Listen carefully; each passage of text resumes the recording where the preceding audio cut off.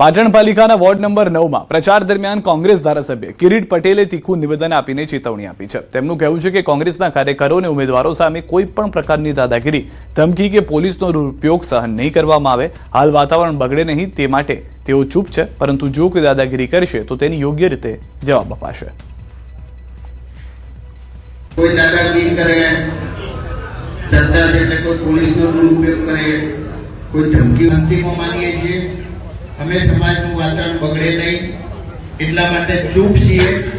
એનો અર્થ એ ના સમજતા કે અમે બંગડીઓ પહેરી કોઈ પણ અમારા ઉમેદવારની સામે, અમારા કાર્યકરની સામે કોઈ દાદાગીરી કરવાનો ખોટો પ્રયાસ કર્યો છે તો અમે ક્યારેય ચલાવી લેવાના નથી। તો સુરતમાં ચૂંટણીને લઈને શહેરમાં રાજકીય ગરમાવો। કુમાર કાનાણીનો પાટીદાર વિસ્તારમાં સક્રિય પ્રચાર। આપ પાર્ટી પર ગંભીર આક્ષેપો કર્યા। રેશન કાર્ડ દુકાનોમાં ભ્રષ્ટાચારના આક્ષેપો કર્યા।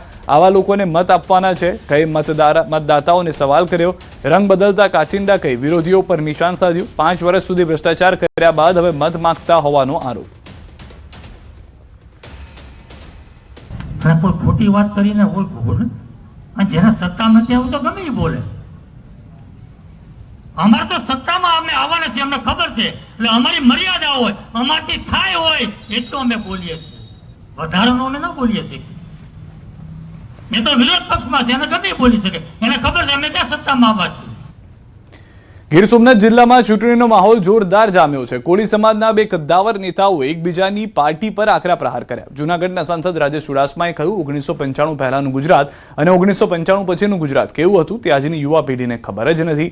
તો ઉનાના પૂર્વ ધારાસભ્ય પુંજા વંશે કહ્યું કે 1995 પછી જન્મેલા યુવાનો કોંગ્રેસના ભવ્ય ઇતિહાસથી અજાણ। અહીંયા ઘણા વડીલો બેઠા છે,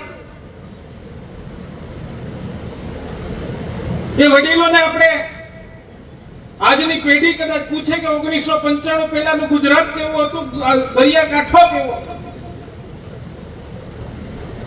તો એ વડીલોએ એ સમય જોયો છે કે પાણી માટે થઈ અને ટેન્કરો લાવવા પડતા।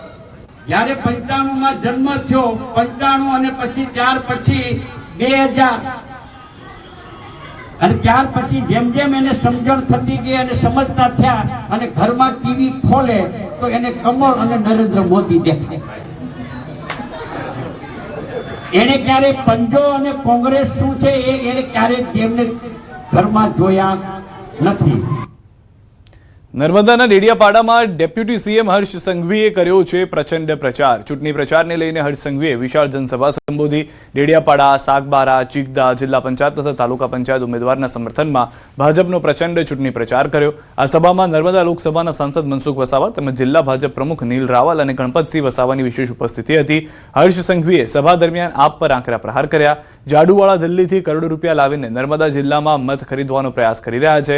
એક મતના 100 રૂપિયા આપવાના પ્રલોભનો આપવામાં આવી રહ્યા છે। સાથે જ તેમણે વધુમાં કહ્યું કે ભાજપ સરકાર દ્વારા નર્મદા જિલ્લામાં વિકાસના અનેક કાર્યો કરવામાં આવ્યા। રસ્તા, શાળા, પીવાના પાણીની સુવિધા તેમજ મફત સારવાર જેવી લોકહિતકારી યોજનાઓ દ્વારા ભાજપ સતત જનસેવામાં કાર્યરત છે। અને આ ચૂંટણીમાં તમને સૌને વિકાસના કામો થકી જે પાર્ટી ભારતીય જનતા પાર્ટી દ્વારા તમારા ગામો સુધી પાણી, રસ્તા, બાળકો માટે સ્કૂલ, મહિલાઓ માટે વ્યવસ્થાઓ અને વડીલો માટે મફતમાં સારવાર માટેની બધી જ વ્યવસ્થાઓ કરી છે। એ પાર્ટીએ આપને સૌ એક પરિવાર માનીને આજે હું આપને વિનંતી કરવા આવ્યો છું કે આ પંજો, આપ્યા પાપ્યા ઝાડુ એ કોઈને ગામની અંદર ઘૂસવા નહીં લેતા। એટલે આવનારી 26મી તારીખે જે મતદાન થશે એ મતદાનનો હમણાં જ આપણને અણસાર મળી ગયો છે કે માહોલ અને પવન એ બંને ભારતીય જનતા પાર્ટીની તરફેણમાં છે અને તમામ ટ્રાઇબલ વિસ્તારમાં પણ ડેડિયાપાડા સહિત ભારતીય જનતા પાર્ટીનું કમળ ખીલવાનું છે। મોરબી મહાનગરપાલિકાની ચૂંટણી પહેલા રાજકીય માહોલ તંગ બન્યો છે. દેવાભાઈ અવાડિયા અને કાંતિલાલ અમૃતિયા વચ્ચે જાહેર મંચ પરથી તીખી બોલાચાલી થતા રાજકારણમાં ગરમાવો વધી ગયો છે. વોર્ડ નંબર 1માં ટિકિટ કપાતા દેવાભાઈ અવાડિયાએ પોતાના પુત્ર સહિત અપક્ષ પેનલ ઉતારી ભાજપ સામે સીધો બળવો કર્યો. બીજી તરફ કાંતિલાલ અમૃતિયા પણ મેદાનમાં ઉતરી આક્રમક અંદાજમાં જવાબ આપી રહ્યા છે. દેવાભાઈએ ટિકિટ કાપનારાઓ પર પરોક્ષ પ્રહાર કરીને અખંડ દીવો અને પ્રાર્થનાનો ઉલ્લેખ કર્યો. દેવાભાઈ અવાડિયાએ પોતાના વોર્ડમાં એક સભાને સંબોધિત કરતા પોતાની હૈયા વરાળ ઠાળવી. મોરબીમાં કાંતિ અમૃતિયાનો જવાબ આપ્યો અને અખંડ દીવામાં હરામનું ઘી તાકાત હોય તો બંદૂક લઈને આવો.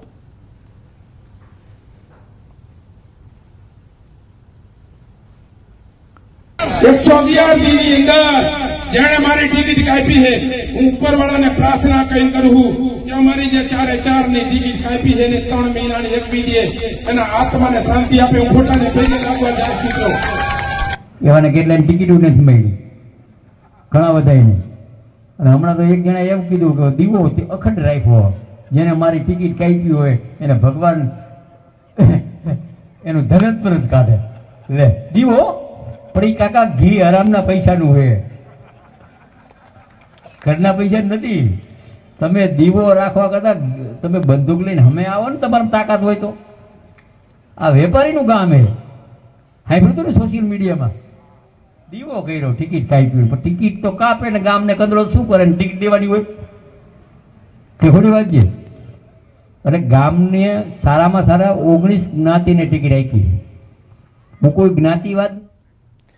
સાંસદ મિતેશ પટેલનો ધમકી પર ખુલાસામાં પણ ધમકીનો સૂર જોવા મળ્યો. કોંગ્રેસ ઉમેદવાર જીતે તો ગ્રાન્ટ નહીં આપીએ, આંકલવનો વિકાસ કરીશું. મિતેશ પટેલનું આ નિવેદન આંકલવમાં પોતે ગ્રાન્ટ વાપરી હોવાનું ગાણું ગાયું.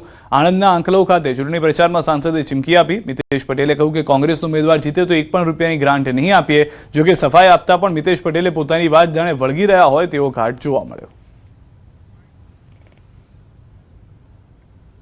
ભારતીય જનતા પાર્ટીની તાલુકા પંચાયત બેસવા જઈ રહી છે. જે રીતનું વાતાવરણ છે ત્યારે મેં કહ્યું કે કદાચ તો વોશ આઉટ થઈ જશે, પણ કદાચ 1-2 સદસ્યો જો તાલુકા પંચાયતના કોંગ્રેસના જીતશે તો અમે પણ એમને ગ્રાન્ટ નહીં આપીએ. એમાં કોઈ ખોટું નથી, એમને જે કર્યું છે એ કહ્યું છે.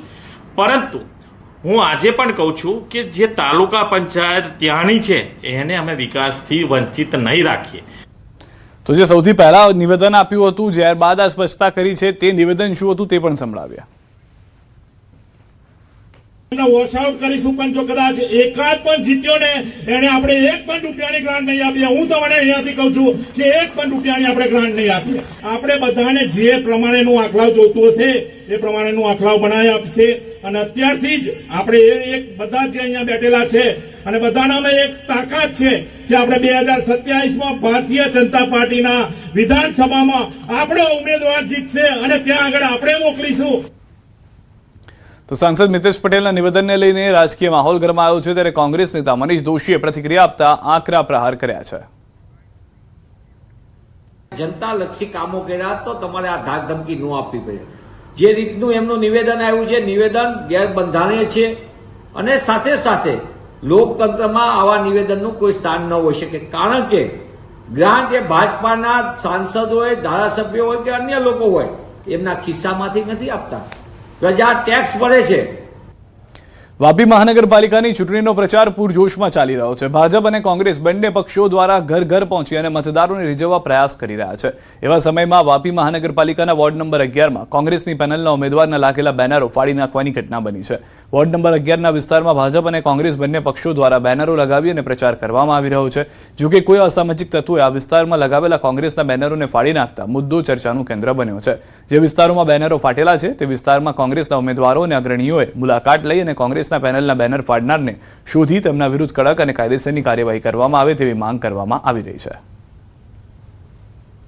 આ લોકો જે કરી રહ્યા છે એમની હાથે ખરેખર મતલબમાં કડકથી કડક તંત્રને એમ અપીલ કરું છું કે તંત્ર આવા લોકોને કાર્યવાહી કડક રીતે કરે અને આ રીતે મતલબમાં ગંદી રાજનીતિ નથી રમાય. આ ઓલરેડી ઇલેક્શન છે. ઇલેક્શન એટલે સિલેક્શન કહેવાય. જે પબ્લિક જનતા જેને સિલેક્ટ કરે એને સિલેક્ટ કરે.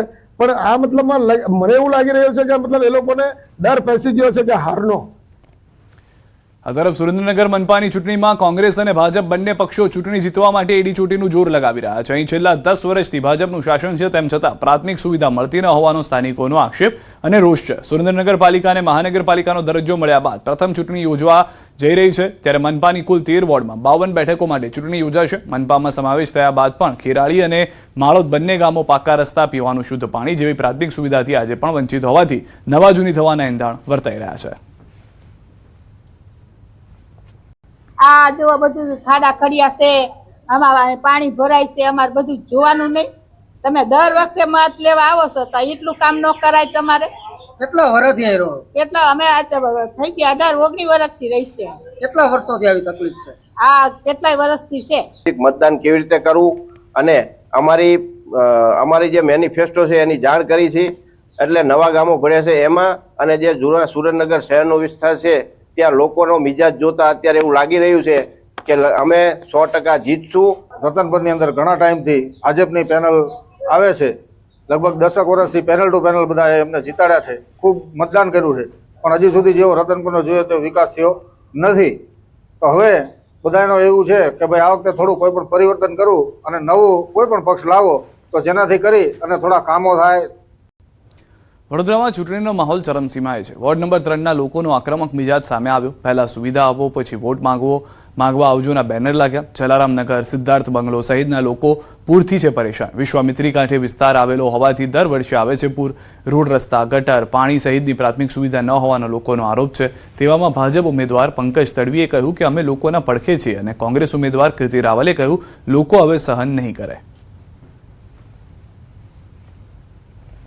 અમારા વિસ્તારની અંદર ન ફાયર બ્રિગેડ જઈ શકતું, ન એમ્બ્યુલન્સ જઈ શકતી, તો અમારે જવું ક્યાં? એટલે અમારા વિસ્તારના તમામ લોકોએ હવે એક નક્કી કર્યું છે કે રસ્તો નહીં તો વોટ નહીં, અને પાણી નહીં તો પ્રવેશ નહીં. આ એક સૂત્ર અમે લખી અને આજે અમારા વિસ્તારના લોકો પણ જો કદાચ કોઈ પણ ભાજપ, કોંગ્રેસ કે કોઈ પણ પાર્ટી અંદર પ્રવેશ કરશે તો ચોક્કસ અમે જાહેરમાં કચરો ફેંકીશું. 15-20 વર્ષ થઈ ગયા છે. 20 વર્ષથી આ રસ્તો છે એ બી લોકોના ભલામણમાં ચાલી રહ્યો છે કે કોકે અમને આપ્યો છે એટલે. બાકી જે રસ્તો છે લીગલી એ સાને સ્કૂલની અંદર ગેટની અંદર છે, જ્યાં સ્ટ્રીટ લાઇટો બધું, અહીંયા લાઇટ બી નથી, રાત્રે અંદર હોય છે. રસ્તા માટે બી છે, પાણીની બી એટલી બધી સમસ્યા છે ને કે પાણી આવતું જ નથી.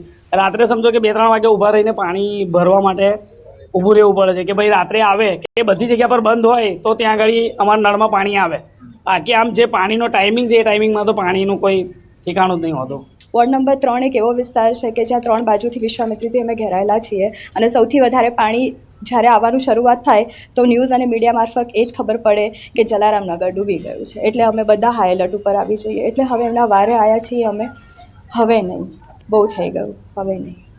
કોઈક જગ્યાએ એવું હોય, કોઈકને કોઈક કારણથી કોઈક નાની મોટી ભૂલ થાય તો એનો મતલબ એવો નથી કે એ કામ આપણે અટકાવ્યું છે કે રહી ગયું છે. અને પાછલી ટર્મમાં બી જે કામો કદાચ કોઈક રહી ગયા છે, મૂક્યા હશે, પણ કોઈક આપણી પ્રક્રિયા લાંબી છે તો કોઈક કામો રહી ગયા હશે, તો એ બી અમે જ્યારે 28 તારીખ પછી અમે જ્યારે આવીશું ત્યારે એ કાર્યો પણ અમે પૂરા કરવાની બાંહેધરી આપીએ છીએ. તો સ્થાનિક સ્વરાજની ચૂંટણી નજીક